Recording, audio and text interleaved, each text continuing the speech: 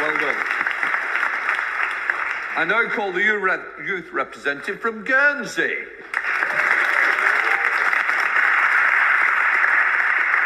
Thank you.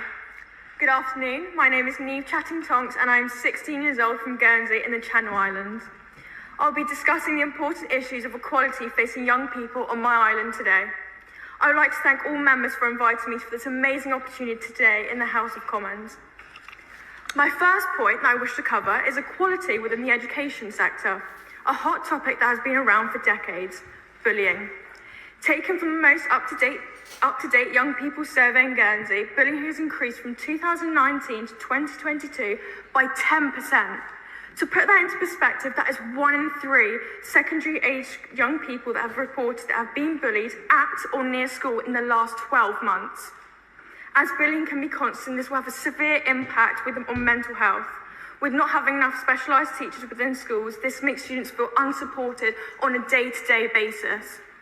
To face this problem, as Chair of Youth Forum, we have worked on creating a pledge which stands for not being a bystander in the face of discrimination.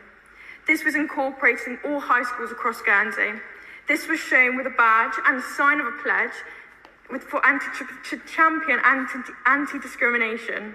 In addition to this, we are also reviewing the anti-bullying policies within all schools to keep this consistent. Lastly, I would like to discuss the importance of the youth voice. With an ageing population in Guernsey, we feel disregarded as young people and our voices are not heard. Many young people do not feel the need to put their vote forward, as demonstrated in the recent statistics who signed up in the electoral roll in 2022.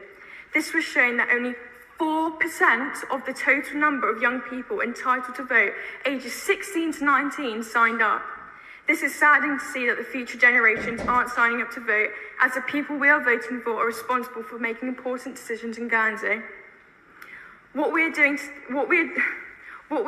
this is to create a youth manifesto to make sure that what the youth wants is considered.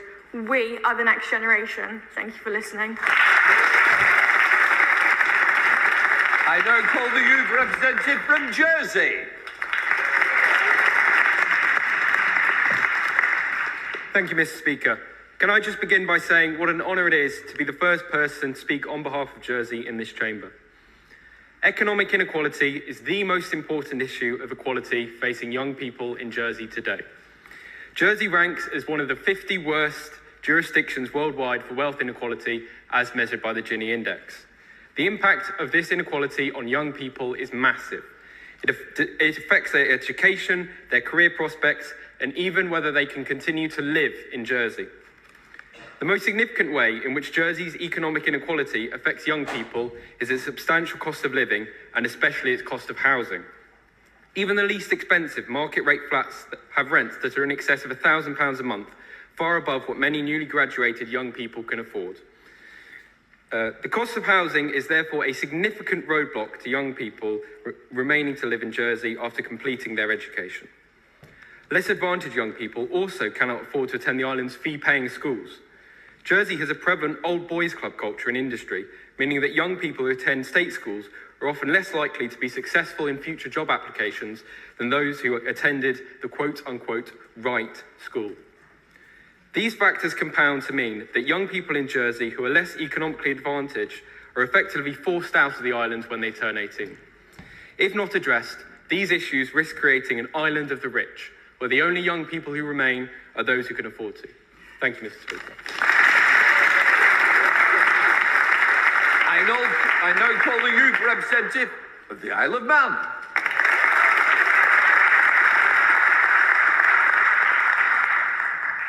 In 1997, the then Labour government set out its priorities before this House as education, education, education.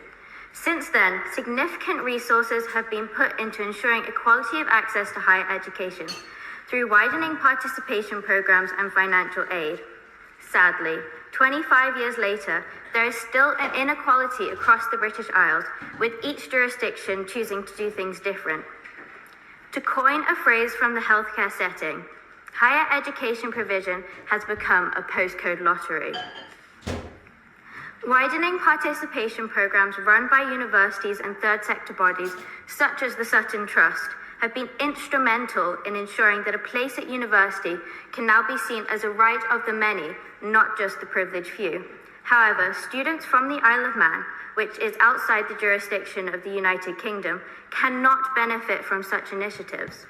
The Isle of Man government is not part of ACORN, Polar 4 or 5 databases, thus failing to give Manx students an equal footing when providing sufficient contextual data.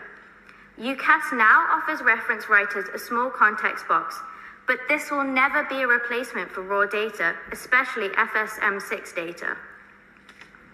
Another key issue for Manx students is the financial burden of higher education, especially due to the additional travel costs. These costs are not considered by UK universities, with some students having to pay for 5 separate trips to interviews, with many institutions still refusing to move to online interviews. Furthermore, while the Manx government offers tuition fee grants, we cannot access low-interest student loans, meaning the cost of living and accommodation are difficult to afford.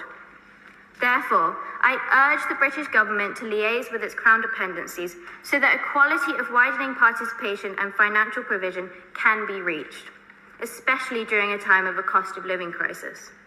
If we seek to reduce inequality, we must reprioritise education. Thank you.